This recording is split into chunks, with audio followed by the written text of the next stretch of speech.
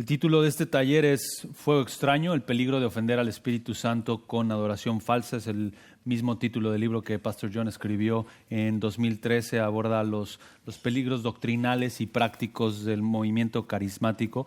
Y mi propósito no es darte un resumen del libro, puedes leerlo y seguro le vas a sacar mayor provecho, hacer tus propias notas y seguramente vas a entenderlo más a detalle. Tampoco pretendo abordar cada detalle de las diferencias entre carismáticos y no carismáticos o entre cesacionistas y continuistas.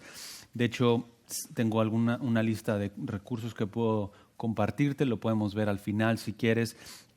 También es un taller, así que con toda confianza al final, si tienes alguna duda, estoy aquí para servirte, no me voy a salir corriendo del taller.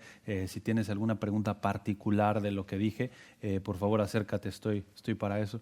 Pero el propósito de este taller es darte una introducción teológica de los peligros del movimiento carismático para que fomentemos el discernimiento bíblico. Hablar de cuál es la verdadera obra del Espíritu Santo para entonces detectar las falsedades del movimiento carismático y sepamos pensar bíblicamente acerca del tema. Y mientras preparaba el taller me hice un par de preguntas que pretendo usarlas como introducción, espero que te ayuden.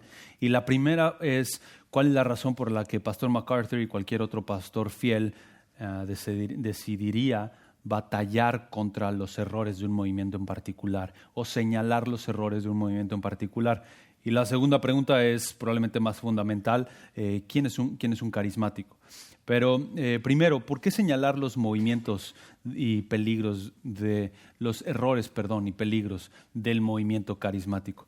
Y la realidad es que si tienes convicciones bien arraigadas en la palabra de Dios, si tienes convicciones bíblicas sólidas y entonces tienes una cosmovisión bíblica, estás pasando tiempo en el texto, siendo informado por el texto y transformado por el texto, entonces vas a tener convicciones bien arraigadas en la Biblia y definitivamente eso va a regir la forma en la que piensas. Y entonces cuando observas cosas afuera que incluso se pueden llamar cristianas, ¿qué es lo que vas a hacer? Vas a discernirlas, vas a filtrar, vas a usar la palabra de Dios para decir, ok, esto es consistente con la palabra de Dios, esto no es consistente con la palabra de Dios, tienes que aplicarlo. Entonces, lo analizas a la luz de la Escritura. ¿Por qué? Porque la inspiración de la palabra de Dios y su exposición fiel, entonces, hace que tengas una mente dispuesta a discernir lo que ves alrededor. Y esto aplica particularmente a que alguien que está en un púlpito quiera discernir los peligros que los movimientos presentan hacia una iglesia local. Entonces somos predicadores de la verdad y somos llamados a proteger el rebaño de Cristo con la verdad. Y por supuesto, no vas a centrar tu ministerio, si eres un pastor, en señalar los peligros, pero señalar los peligros es inherente a la labor del pastor y la exposición bíblica. Así que, por otro lado, estoy hablando de los pastores, pero por otro lado, no importa si eres un pastor o una oveja, el discernimiento es un mandato. Debes de aprender a discernir, debes de tener una mente bien informada por la palabra de Dios para saber qué es bíblico y qué no es bíblico. Porque al final del día, lo que es bíblico, lo que es verdadero, eso es lo que te va a transformar, eso es lo que te va a hacer más hacia la imagen de Cristo. Usando la analogía del alimento, el alimento sólido de la palabra es el que te va a nutrir, el alimento de comida chatarra no te va a nutrir. Aunque te encanten los rancheritos como a mí, no, eso es una fritura en México, perdón, tal vez no sirvió la analogía. Aunque te encanten las frituras o las papas fritas, no te va a nutrir como lo hace el alimento sólido. Entonces debemos probar los espíritus, primera de Juan 4, debemos aprobar lo que es mejor, Filipenses 1 del 9 al 10. Y debido a que la Biblia es la lámpara a nuestros pies, debemos de rechazar aquello que opaca la luz de la Escritura. Así que la batalla por la verdad es constante y en realidad se remonta hasta el jardín del Edén. Satanás, el padre de mentira, quiere engañarte. Y uno de sus engaños más efectivos es disfrazarse de ángel de luz, presentando algo como verdadero o algo como bíblico, cuando verdaderamente no lo es o no proviene de Dios.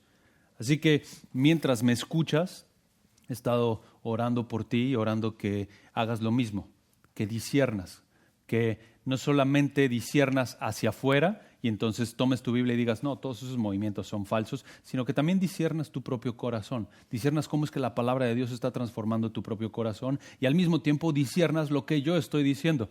No compres así todo lo que estoy diciendo de inmediato, velo en el texto, porque eso es lo que verdaderamente te va a transformar y te va a edificar y te va a dar una cosmovisión bíblica, un marco de pensamiento bíblico. Así que filtra lo que digo, filtra lo que ves alrededor a la luz de la Escritura. Así que volviendo a mi pregunta inicial, ¿qué motivó a Pastor John y qué motiva a todo creyente fiel a señalar los peligros del movimiento carismático? Bueno, es labor del pastor observar los peligros doctrinales y señalarlos. Si eres un pastor fiel, estudias la Escritura fielmente y la enseñas fielmente a tu congregación, entonces definitivamente lo que vas a hacer es señalar cuando hay un peligro. Por otro lado, es labor y responsabilidad de la oveja discernir que la enseñanza que escucha sea fiel a la Escritura. Típicamente tendemos a victimizar a la oveja, ¿no? Y decir, bueno, es que no podía hacer nada, ¿no? No, tiene la revelación de la palabra de Dios. Pastor Josías lo mencionó varias veces en su sermón. ¿Quiénes escuchan la voz del pastor? Sus ovejas. Entonces, las ovejas son responsables de escuchar y discernir lo que escuchan con la palabra en el púlpito de su iglesia, pero también, ustedes lo saben, ahora te puedes meter a internet y encontrar 300 sermones en un segundo. Y pon sermón de Juan 1, sermón de Santiago 1 y te encuentras lo que sea.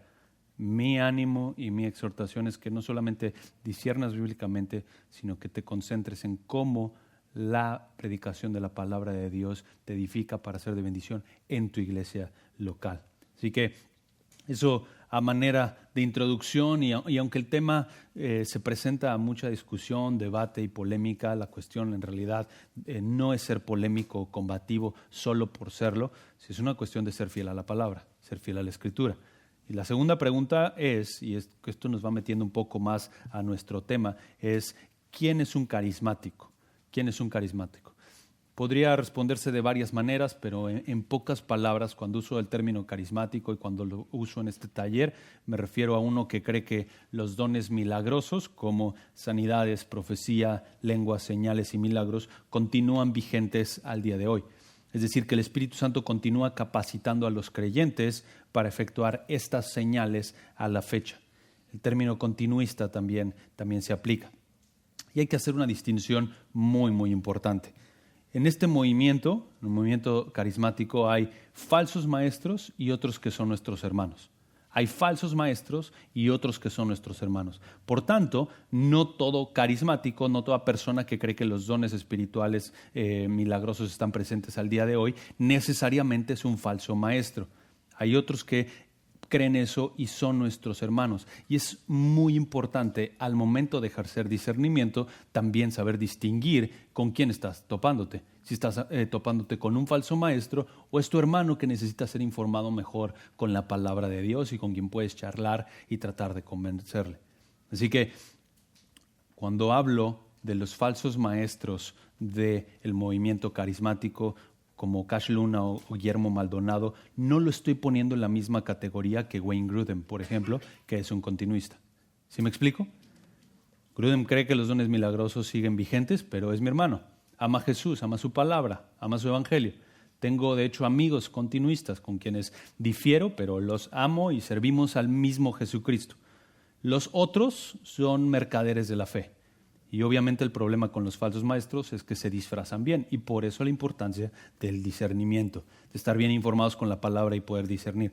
Así que mientras hago esto, mientras estoy señalando estos peligros del movimiento carismático, no lo hago poniendo en la misma categoría a los falsos maestros y a mis hermanos. Y habiendo dicho esto, eso no significa que suavizo lo que la Biblia dice. También hay razones exegéticas, bíblicas, teológicas de mucho peso para afirmar el cese de los dones milagrosos y espero introducir algunas de esas características esta tarde.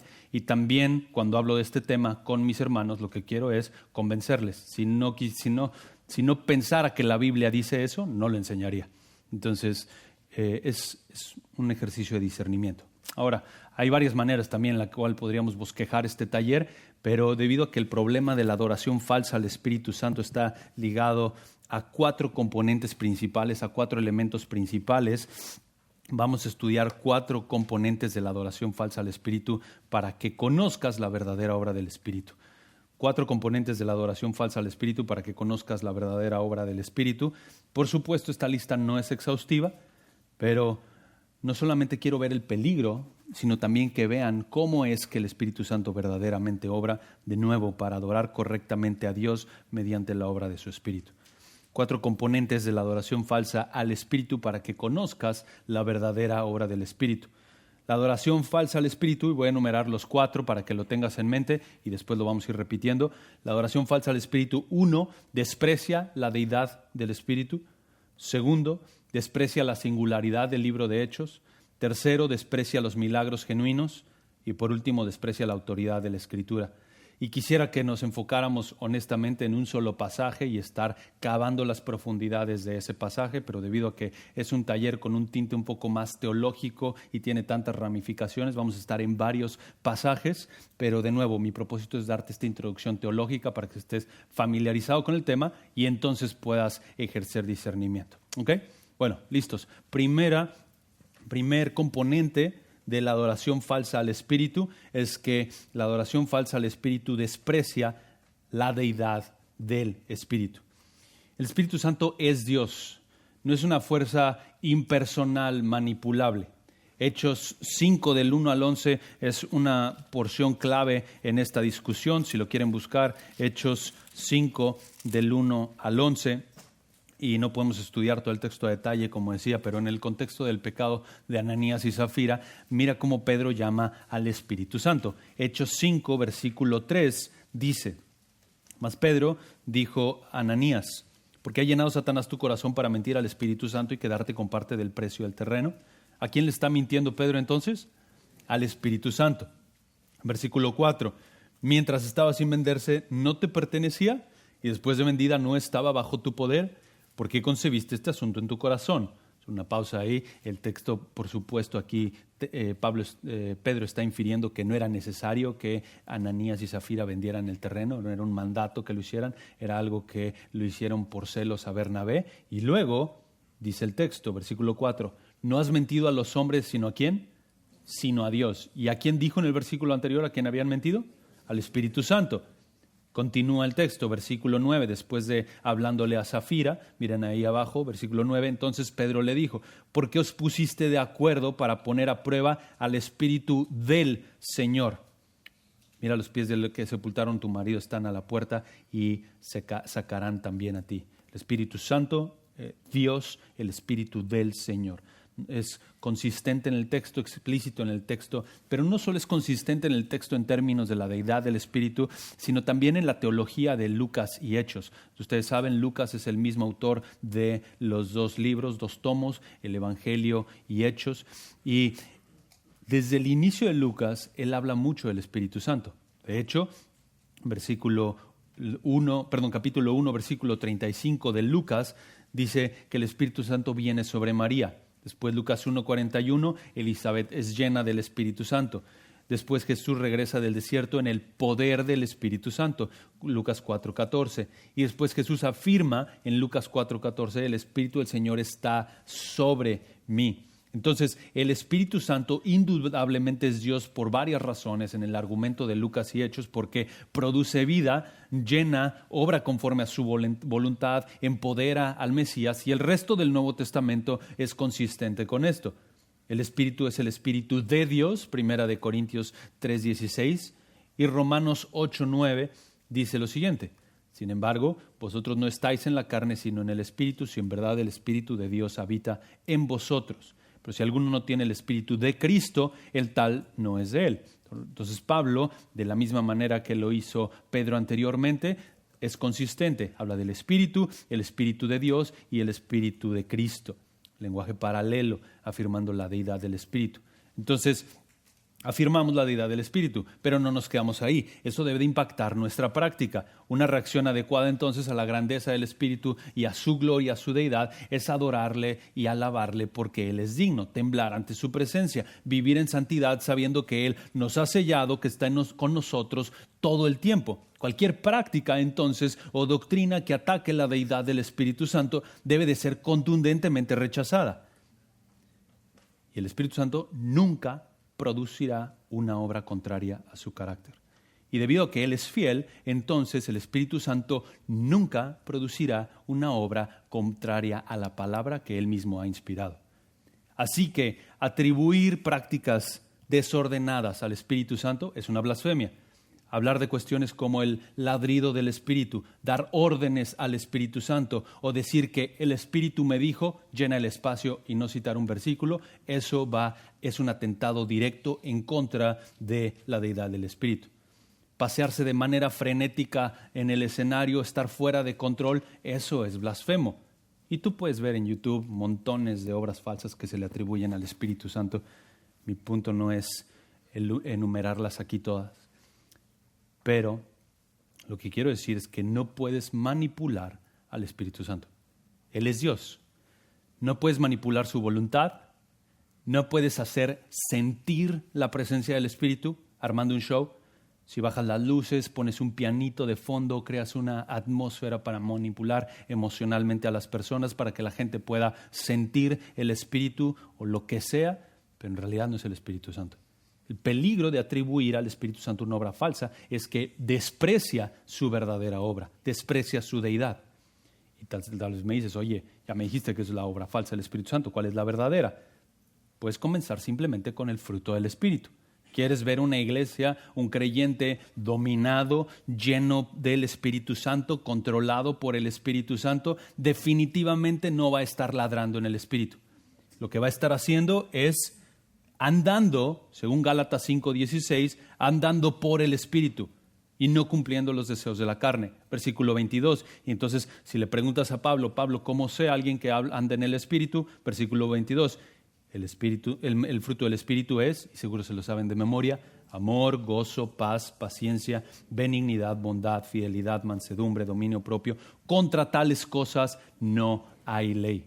Y el punto de que contra tales cosas no haya ley en el contexto de la carta a los Gálatas es que esas cosas no se pueden fingir. Tú puedes fingir obedecer la ley. Tú puedes circuncidarte y creer que eres salvo. Y Pablo dice, no, contra estas cosas no hay ley. Tú no puedes fingir andar en el Espíritu. O tienes el Espíritu o no. O el Espíritu te domina o no. Tal vez de vez en cuando puedes ser amoroso, gozoso, pero de manera consistente y una vida transformada a la luz de este fruto es imposible sin el Espíritu Santo. Y entonces quieres ver una persona, una iglesia llena del Espíritu Santo, ahí está, el fruto de su Espíritu.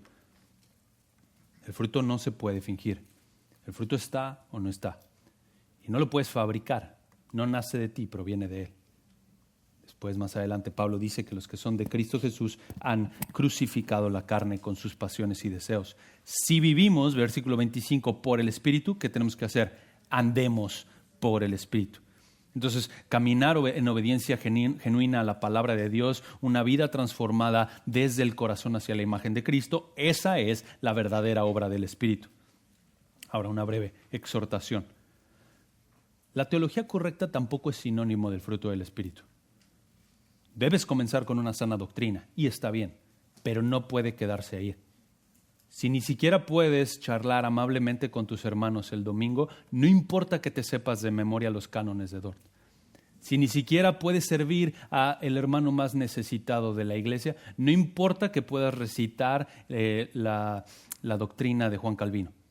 La realidad es que no importa cuánta vida te sepas de memoria, si no eres capaz de amar a tus hermanos. Entonces, la verdadera obra del Espíritu se observa como cuando la palabra de Dios, que es inspirada por el Espíritu, y el Espíritu que mora en ti, toma esa palabra y entonces cambia tu corazón para que te parezcas más al Mesías que obró a través de la obra del Espíritu, Jesucristo. Como decía, la obra del Espíritu no puede fabricarse ni manipularse. No puedes armar un ambiente para que el Espíritu Santo venga u obre. No está a tu voluntad, Él es Dios. Así que ese fue el primer componente de la adoración falsa al Espíritu, que es que desprecia la deidad del Espíritu. Y vamos ahora al segundo componente, y es que desprecia la singularidad del libro de Hechos. Desprecia la singularidad del libro de Hechos. Y vamos a ver brevemente aquí en este contexto qué significa ser un apóstol, por qué hacían milagros, etcétera, ¿no? Pero el libro de Hechos es un libro muy particular, como dije, escrito por Lucas. Lucas escribió los 2 tomos, el primero su Evangelio, el segundo el libro de Hechos, y lamentablemente es muy mal interpretado para apoyar prácticas erróneas en el movimiento carismático. Hechos narra el nacimiento de la iglesia y es la continuación de la primera obra de Lucas. Y mi objetivo en este punto es mostrarte por qué es singular, por qué el libro de Hechos es tan particular y por qué es imposible de replicar. ¿Por qué no eres llamado a replicar o revivir el libro de Hechos? Porque constantemente el movimiento carismático afirma cuestiones como traigamos un nuevo Pentecostés. O ves tú el anuncio, tal profeta o apóstol, voy a hablar de eso en un momento, viene y estamos listos para un nuevo Pentecostés. Y pretendo demostrarte a la luz del libro de Hechos por qué es imposible replicar Pentecostés, porque segundo, si intentas replicarlo, lo más seguro es que lo estás falsificando, y tercero, porque es único en el periodo de transición del antiguo pacto al nuevo pacto. Primero, ¿por qué es imposible replicar el libro de Hechos? Primero, por su género literario. Segundo, por la intención del autor. Y tercero, por el tipo de eventos que narra. Género literario, intención del autor y tipo de eventos que narra. El género literario. El libro de Hechos está narrando eventos, no necesariamente está dando instrucciones. Similar a los evangelios, o a Génesis, o a primero y segundo de Crónicas. El autor describe eventos reales con un propósito teológico y literario. Esos eventos pretenden informar tu mente para entonces producir adoración. A diferencia de una epístola probablemente que pretende informar tu mente para producir adoración, pero la información que te provee son más ligados a mandatos que debes obedecer. Los hechos que están describiendo, los libros como Génesis, primero y segundo de Crónicas, o Hechos, tienen el propósito de informar tu mente con lo ocurrido, con la historia, para que veas al Dios de la historia obrando detrás de esto. Por ejemplo, Lucas describe con detalle la crucifixión del Señor, ¿cierto? Pero eso no significa que Lucas quiere que tú, hoy, así, 2000 años después de ver la descripción del evento de la cruz, tomes un avión, vayas a Jerusalén, consigas unos soldados romanos que te crucifiquen. Ese no es el propósito de Lucas. Y se ríen porque suena burdo, y es la verdad, pero no eres el Mesías. Pero muchas veces así se interpreta el libro de Hechos. Y eso es un error. Entonces, el libro de Hechos, como decía, por su género literario, per se, está diseñado para informarte con eventos que informen tu adoración, no informarte con instrucciones que produzcan obediencia, que obviamente es una forma de adoración. La intención del autor original, Lucas en su Evangelio narra la obra del Espíritu a través del Mesías. De hecho, menciona más de 10 veces el Espíritu Santo al inicio de su Evangelio.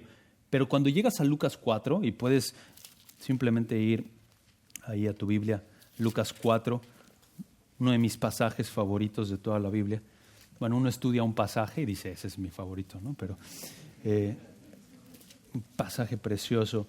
Lucas 4, Jesús dice en el versículo 18, el Espíritu del Señor está sobre mí, citando Isaías 61. Y entonces, a partir de ahí, el resto del libro casi no menciona el Espíritu Santo, más que 4 veces. En el 10:21, cuando Jesús se regocija en el Espíritu Santo. En el 11:13, cuando promete que el Padre dará el Espíritu. En el 12:10, esto es la blasfemia contra el Espíritu Santo. Y en el 12:12, cuando dice que el Espíritu Santo obrará en los discípulos. Y me dices, Homero, ¿por qué esto es importante? ¿Por qué? Porque al inicio del libro se habla mucho del Espíritu Santo. Mira, al inicio, 4 capítulos nada más, hay 13 menciones que son cosas que el Espíritu Santo está haciendo. En contraste con 20 capítulos del resto del libro de Lucas, del Evangelio, las acciones del Espíritu Santo son futuras o Él es quien recibe la acción.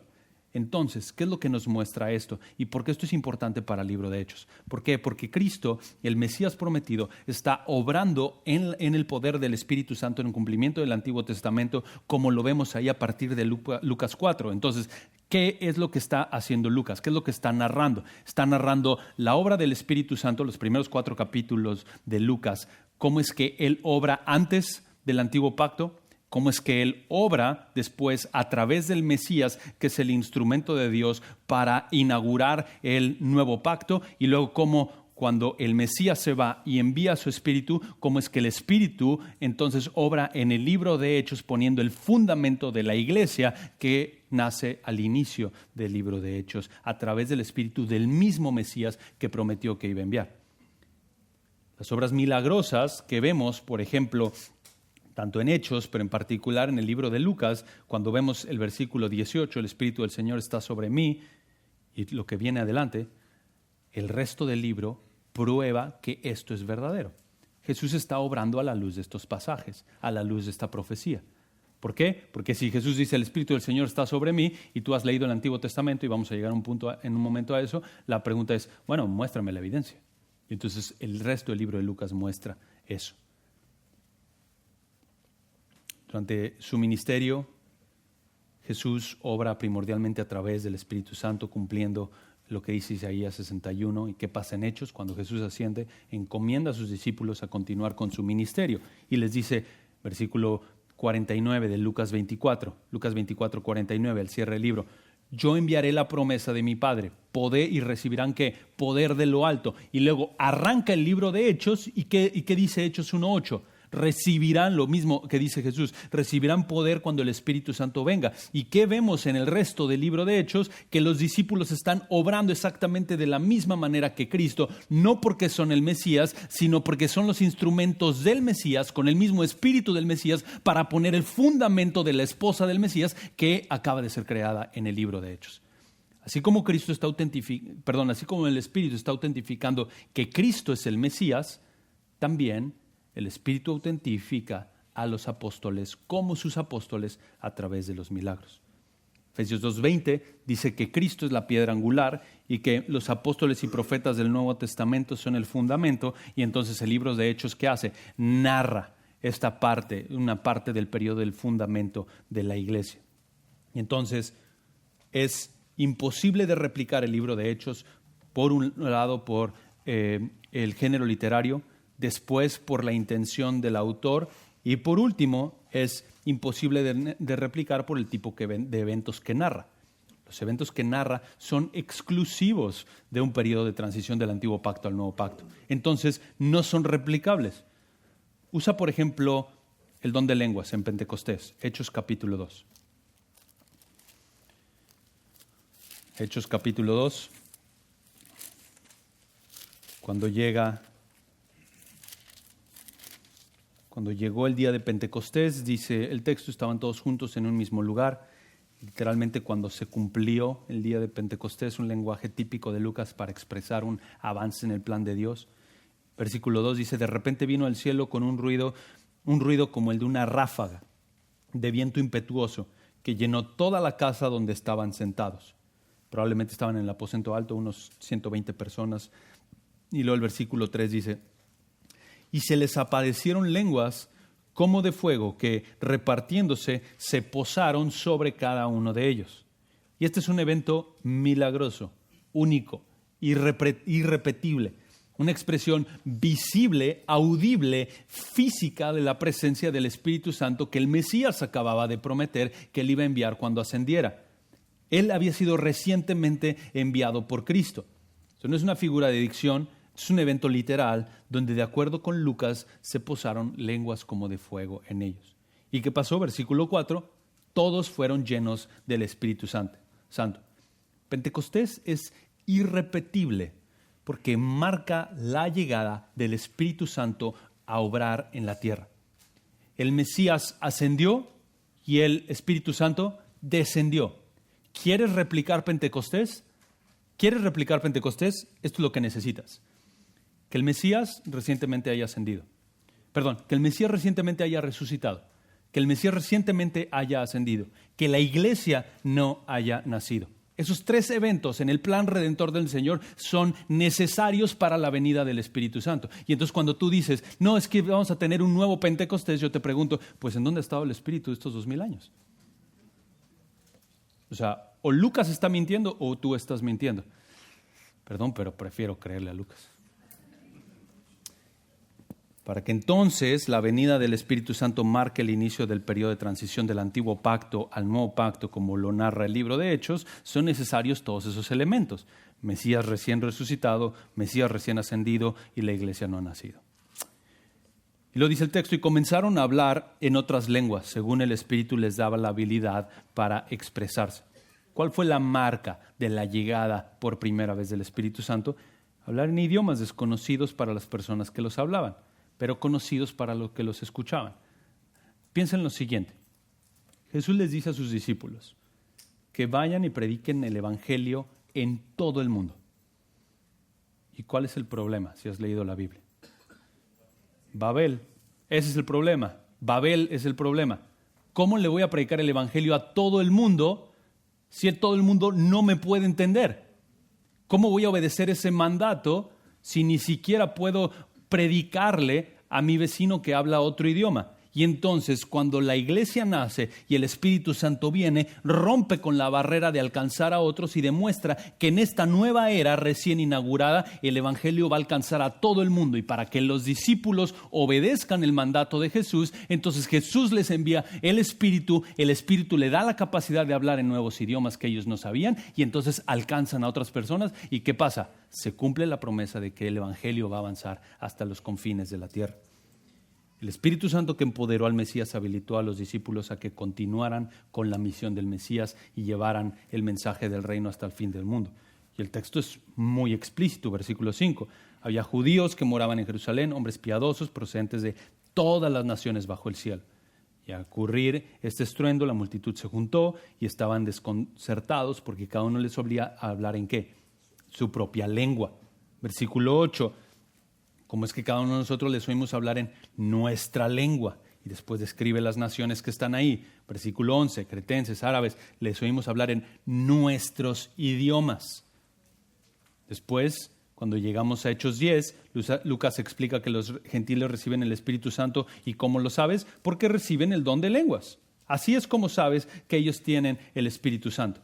¿Qué demuestra esto? Que los gentiles y los judíos pertenecen a la misma iglesia. Y entonces tal vez me va a decir, pero 1 Corintios. ¿Cómo entonces entiendo 1 Corintios? ¿También es transicional? Algunos carismáticos dicen, oye, ¿por qué usas una hermenéutica distinta para 1 Corintios? La realidad es que no. Uso la misma hermenéutica que considera el contexto, la gramática y el género literario de lo que estamos leyendo. Y considera lo siguiente a 1 Corintios.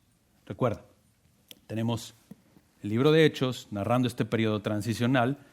Jesús envía su Espíritu, les da nuevos idiomas para hablar. Después pasa lo mismo en Hechos 10 para certificar que los gentiles son parte de la misma iglesia, y entonces reciben el Espíritu Santo de la misma manera, hablando en otros idiomas. Y luego llegas a 1 Corintios y te encuentras que esta epístola describe eventos de una iglesia en este mismo periodo de transición, en este mismo periodo de Hechos. Además, es una iglesia primordialmente ¿qué? Gentil. Entonces, en ese periodo de transición, la incorporación de los gentiles, ¿cómo se veía? Primordialmente a través del don de lenguas. Pero sabemos que para 1 Corintios el don de lenguas ya estaba cesando. ¿Por qué? Porque cuando Pablo explica varios aspectos del don de lenguas, en 1 Corintios 12:30, dice explícitamente que no todos hablan en lenguas. Entonces, al menos para 1 Corintios, había cierta disminución del don de lenguas porque no todos las hablaban.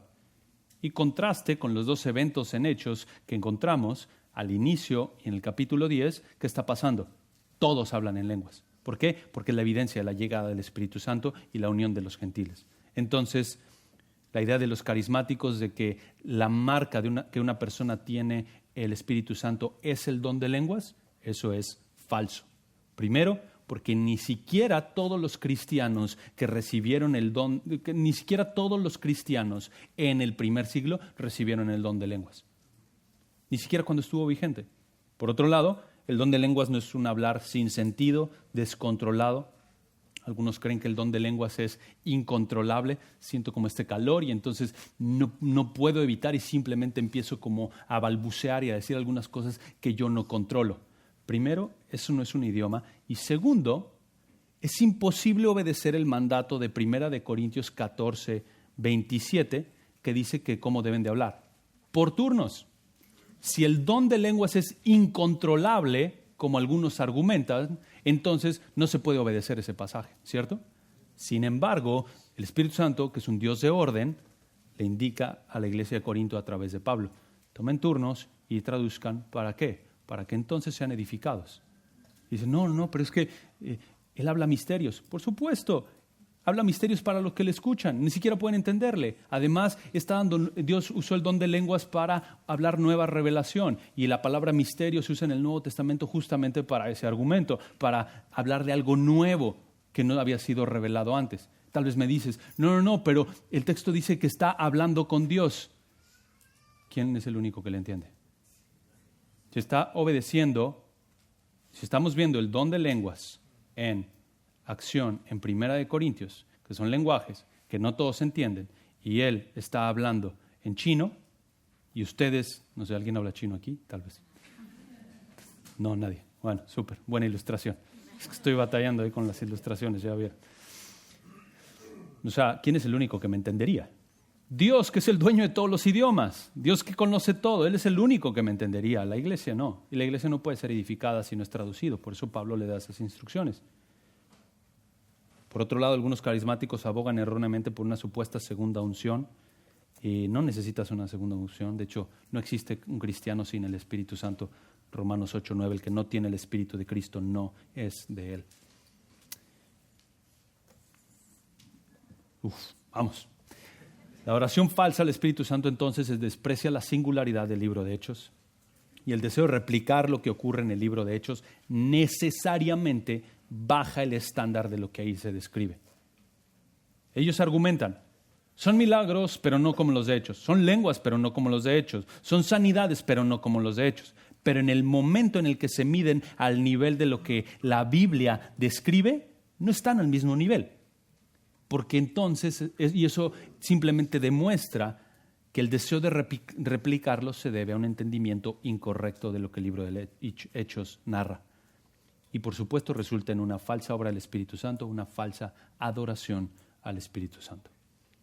4 componentes de la adoración falsa al Espíritu para que conozcas la verdadera obra del Espíritu.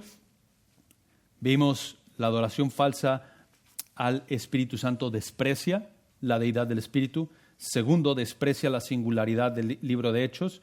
Y tercero, desprecia los milagros genuinos. Para entender este punto hay que entender primero qué es un milagro. El Nuevo Testamento usa varias palabras que se usan eventualmente como casi una frase técnica para hablar de los milagros, que son señales, prodigios y milagros. En Hechos 5:12, en Hechos 7:36, señal es un evento o una indicación, confirmación de una intervención divina. Prodigio es un hecho de naturaleza trascendente que asombra a los que lo presencian, y un milagro literalmente se puede traducir como poderes que se asocian con una intervención divina nuevamente. Son términos muy similares entre sí, muy paralelos. Hechos 7:36 usa esa terminología para hablar de Moisés. Y luego Hechos 5:12 usa esa misma terminología para hablar de los apóstoles. Entonces, un milagro a la luz del libro de Hechos es un momento o un evento en el cual Dios indudablemente irrumpe en su creación, pausando, digamos, de alguna manera la forma en la que su creación funciona y entonces entrando en su universo para obrar de una forma en particular, para intervenir de forma personal usando a un individuo. Entonces, un milagro, ¿qué es? Abrir el mar rojo, parar el sol, resucitar a un muerto. No es como un mexicano que va a unos tacos aquí en Los Ángeles y dice, uy, qué milagro que la salsa pica. No. O cuando dices, estaba enfermo, me tomé este tratamiento y el Señor me sanó milagrosamente. Probablemente Dios usó el tratamiento y vamos a ver a qué me refiero con eso. Es la providencia del Señor cuando Él usa medios. Su poder en la providencia, y esto quiero subrayarlo, su poder en la providencia no es menor a su poder en los milagros. Él controla absolutamente todo.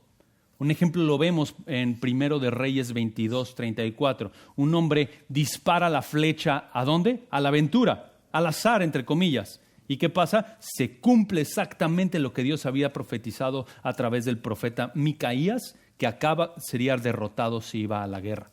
Y la flecha, desde la perspectiva de la persona, ¿a dónde iba? A la aventura. No, el Señor, que controla absolutamente cada molécula de su creación, estaba dirigiendo esa flecha para que cumpliera con el propósito establecido y fuera fiel a su palabra. Déjame darte una ilustración para distinguir el milagro de la providencia. Estoy orando por la salvación de un amigo que vive en México. Él nunca vendría a la conferencia de expositores, pero ¿qué sería un milagro? Bueno, que él va camino a su trabajo y Dios de la nada abre la tierra y con un resplandor un ángel desciende, lo saca de su carro, lo teletransporta en un segundo miles de kilómetros, lo mete en la primera sesión de la conferencia de expositores, lo sienta en la primera banca, rompe el techo del centro de adoración con una voz de trueno, le dice: arrepiéntete y cree en Jesucristo para que seas perdonado. Eso sería un milagro. ¿Qué sería la providencia? Como les decía, él nunca vendría a la conferencia de expositores, pero decide venir a Los Ángeles a viajar con su familia. Justo en estas fechas, y me pide que le prestemos nuestro carro. Y le digo: oye, pues está la conferencia, pero llévame, tal vez me puedes pasar a dejar. Y justo cuando llegamos, él me viene trayendo a la hora exacta del taller, y cuando llegamos aquí en Rosco, se poncha una llanta. Y los hermanos del taller de fuego extraño, ¿qué hacen? Pues vamos a salir a ayudar al hermano. No hay taller, pero sí hay llanta ponchada. Vamos a ayudarle. Y mientras estamos ahí cambiando la llanta, uno de ustedes comienza a predicarle el evangelio y el Señor abre su corazón y lo salva. Y dirías: qué casualidad, qué coincidencia. No, nada de casualidad, nada de coincidencia. ¿Quién inclinó el corazón de mi amigo para que viniera a California en esas fechas? ¿Quién controla el clavo que pinchó la llanta del auto?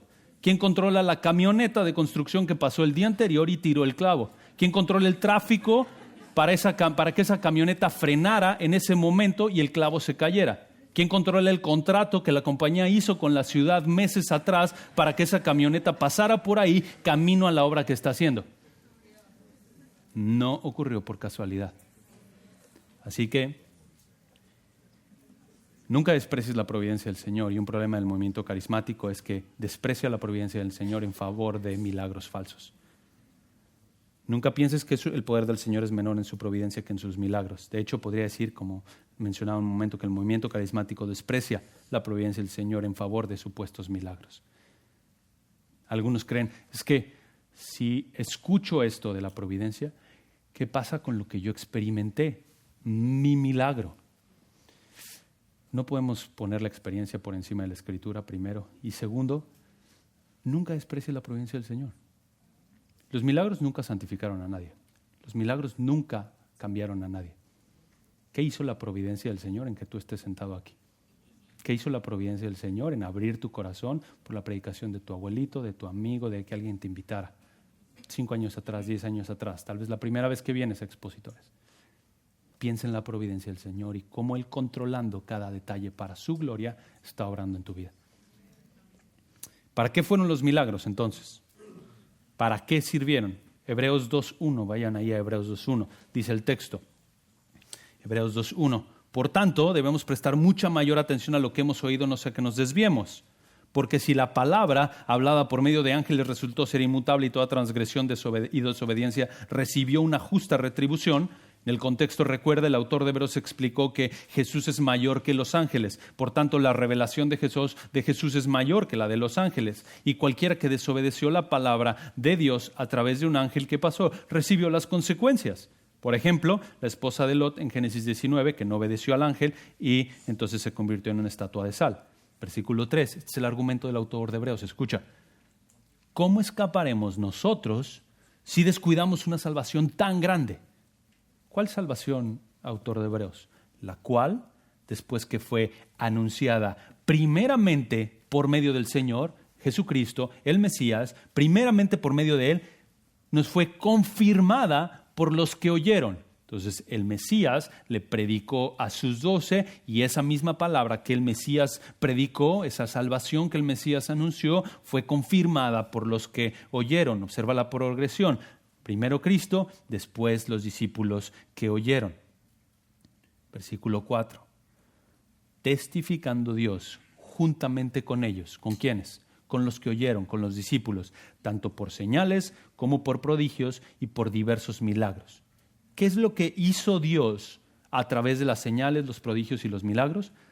Se puso como testigo de que la revelación que ellos estaban dando venía de parte del Mesías, y ellos hicieron los mismos milagros al mismo nivel que el Mesías. Testificando juntamente es ser uno que avala al mismo tiempo. Es decir, mientras el apóstol hablaba, ¿qué le ponía el sello de autenticidad a la nueva revelación que estaba dando? Los milagros, los prodigios. Fue la misma manera en la que funcionó en el Antiguo Testamento. Éxodo 19:9, Dios le dice a Moisés que quiere que le crean a Moisés. Y por eso va a hacer todos estos milagros para que entonces la gente le crea a Moisés. ¿Y qué hizo Dios? Dios autentificó la nueva revelación dada por Moisés a través de milagros. De hecho, si cuestionabas que Dios está hablando a través de Moisés, Dios te juzgaba con lepra, como a Miriam, o te tragaba la tierra, como en la rebelión de Coré. Despreciabas la revelación de Moisés y era despreciar a Dios mismo. Pero ¿cómo sabías que provenía de Dios? Por medio de los milagros. ¿Y qué pasa cuando llegas al Nuevo Testamento? Jesús está dando nueva revelación y dice, el Espíritu del Señor está sobre mí. Yo soy mayor que el templo. Sí, Moisés les dijo cómo había que construir el templo y el tabernáculo. Yo soy mayor que eso.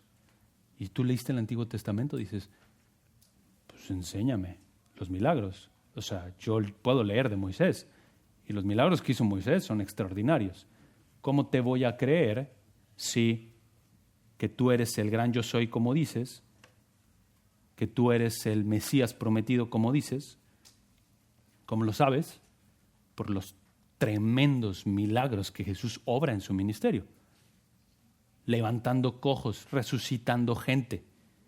De hecho, Juan 5:36, Jesús dice que las obras dan testimonio de Él. Y Juan 14:11 dice, creedme por las obras. Es decir, apunta a su incredulidad y Jesús, dolido por su incredulidad, les dice, si no me creen por lo que les digo, vean todo lo que he hecho. Porque todo lo que he hecho de manera incontrovertible, indudable, reitera el sello divino de que yo soy el Mesías. Y después Jesús encomienda a un grupo de hombres para que continúen proclamando el mismo mensaje, enseñando que guarden todo lo que Él enseñó. Y si has leído la Biblia, entonces te preguntas, ¿cómo yo sé que ellos están dando la nueva revelación que está al mismo nivel que Jesús? Porque ellos hacen milagros al mismo nivel que los de Jesús.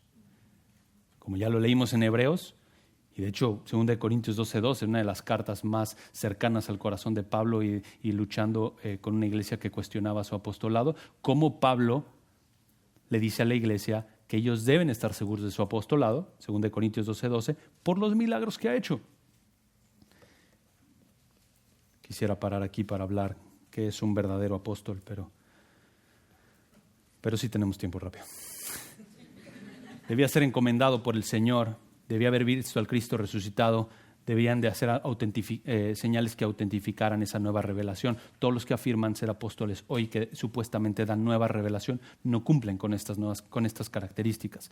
Cristo está sentado a la diestra de Dios y no se moverá de ahí hasta su segunda venida. Entonces nadie puede ser encomendado directamente por Cristo. Nadie puede ver más que por fe al Cristo resucitado. De hecho, el autor de Hebreos dice, por fe andamos, no por vista. De hecho, Pedro dice, a quien sin ver amamos. Y entonces la característica del creyente hoy es que no ve a Cristo. La característica de los apóstoles es que ellos vieron al Cristo resucitado, fueron encomendados por Él y ellos hacían estos milagros que autentificaban su apostolado. Y un ejemplo excelente para ver ese tipo de milagros que hacían los apóstoles es Hechos 3 del 1 al 10. Solamente voy a leerlo. Hechos 3 del 1 al 10. Pongan mucha atención. Pedro y Juan, ellos son apóstoles, subían juntos al templo a la hora novena, a la hora de la oración, y era traído un hombre cojo de nacimiento. ¿Cómo está este hombre cojo de nacimiento? Es obvio para todos su enfermedad. Es obvio para todos que sus músculos, sus huesos están atrofiados porque no puede caminar desde que nació. A quien ponían cada día a la puerta del templo que se llamaba La Hermosa, ¿para qué? Para que pidiese limosna a los que entraban al templo. Eso era lo único que podía hacer un cojo en el primer siglo. No había manera en la que subsistiera más que por limosna. Hoy tenemos la gracia de Dios de que aún una persona lisiada puede trabajar desde su casa, etcétera, ese tipo de bendiciones, pero no en el primer siglo. ¿Cómo subsistías? Pidiendo limosna. Y entonces este hombre, cuando vio a Pedro y a Juan que iban a entrar en el templo, les rogaba que le diesen limosna. ¿Por qué? Tal vez piensa, por fin voy a juntar lo del día aquí. Y Pedro y Juan fijan los ojos en el versículo 4 y le dicen, míranos. Entonces él estuvo atento, esperando recibir algo de ellos, dice el texto. Mas Pedro dijo, no tengo plata ni oro, pero lo que tengo te doy. ¿Qué es lo que tiene Pedro? Él tiene el Espíritu Santo y una capacidad junto con los otros apóstoles que nadie más tiene, que es la de efectuar justamente lo que está a punto de decir. Nadie más en el mundo puede hacer esto.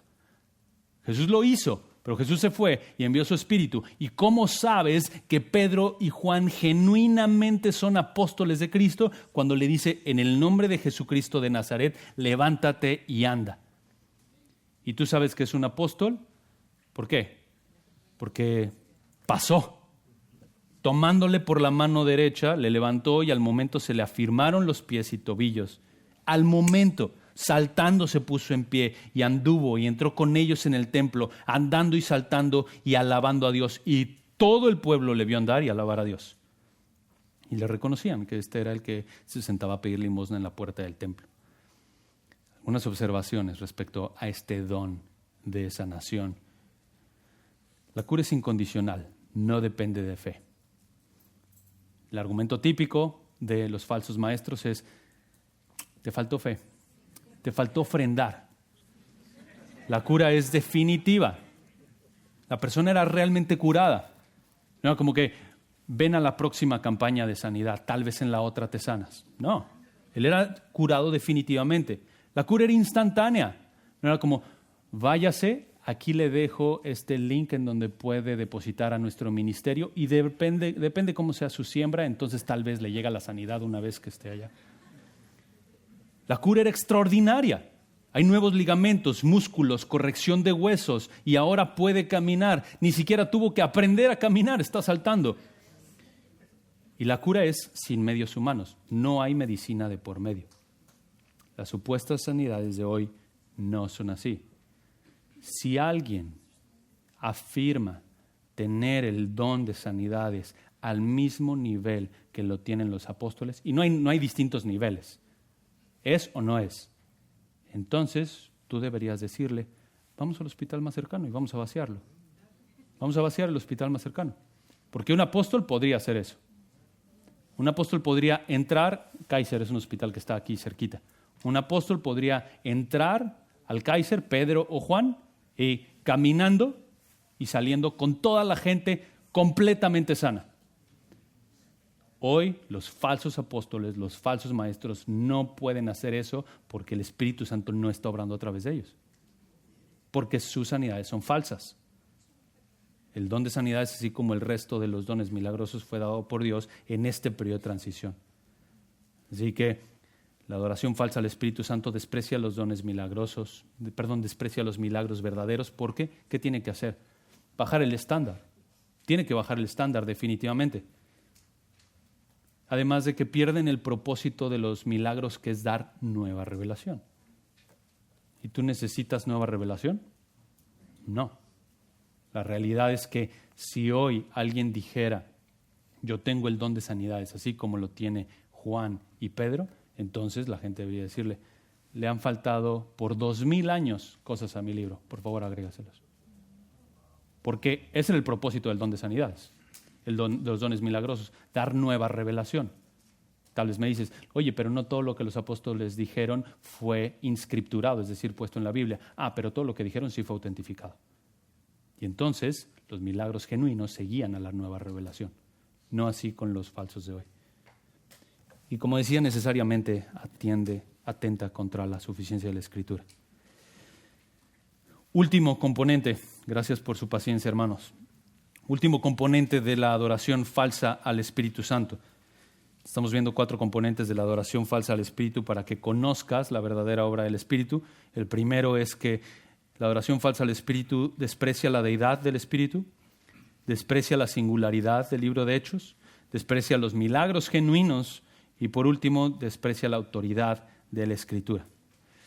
Es una pena, quisiera abundar en este punto, pero déjame hacer unas observaciones.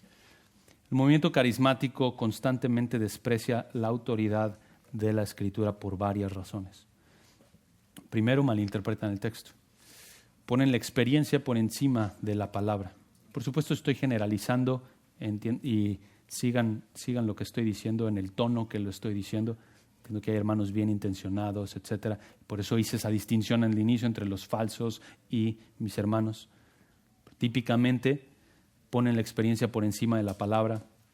Te invitan a charlas motivacionales con un texto fuera de contexto para darte una palabra fresca del Señor, entre comillas. Dios me dijo se ha convertido en el caballo de batalla del movimiento carismático. Declaraciones sin sentido absoluto, no bíblicas, como declaro sanidad, declaro cielos abiertos, declaro que serás grande, declaro que Dios te va a bendecir en tal o cual área, afirmando un supuesto poder en lo que uno dice, un misticismo que por decirlo y pensar positivo, entonces ya las cosas van a ocurrir. A esto agrégale que necesitas un profeta o un apóstol para que lo declare sobre tu vida. Tal vez tu declaración no es tan fuerte como la de un apóstol y un profeta. Y entonces es lo mismo que ocurría con el misticismo que Pablo condena en Colosenses. Lo mismo que ocurría con los falsos maestros de Primera de Juan, que afirmaban, tú me necesitas. Mira, tienes la Biblia, pero cuando tienes una declaración mía, ahí entonces el Señor está hablando. Eso atenta directamente contra la autoridad de la Escritura. Y tal vez me dices, no, pero es que algunos creen que el don de profecía está vigente y solamente que puede errar en algunas cosas. Muéstrame un pasaje en la Biblia donde un profeta autentificado por el Señor erró en una profecía. De hecho, Isaías una y otra vez, funcionando como profeta del Señor, anima al pueblo y les dice, la confianza plena que tú puedes tener de que Jehová es el Dios verdadero es que Él puede decir algo a corto plazo, a mediano plazo y a largo plazo y se cumple perfectamente a la precisión en todas sus ocasiones. Y tienes Isaías 53 como un ejemplo incontrovertible. Así que no necesitas una palabra fresca. No necesitas una nueva revelación de que Dios dijo. Necesitas ir a este libro antiguo que tiene todo el poder para transformarte. Necesitas venir al texto. Necesitas no dejarte llevar por lo que otros dicen. Confiar en lo que la palabra dice, suficiente, inerrante, infalible. Segunda de Pedro 1, y terminamos con esto. Segunda de Pedro, la última carta del apóstol Pedro, muy interesante, que justo antes de condenar a los falsos maestros, Pedro afirma lo siguiente, versículo 16.